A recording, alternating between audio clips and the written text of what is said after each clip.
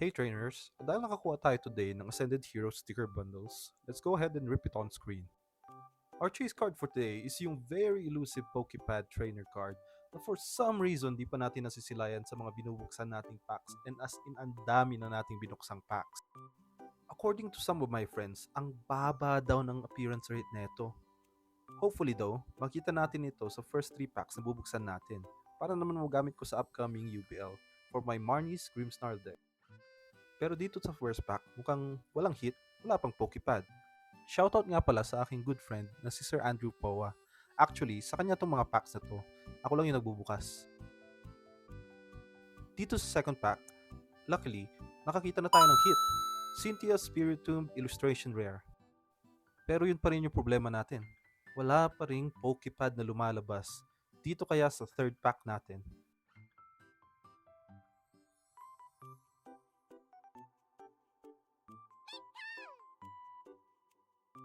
Pero as we're opening this third pack, mukhang wala talagang Pokepad sa bundle na to.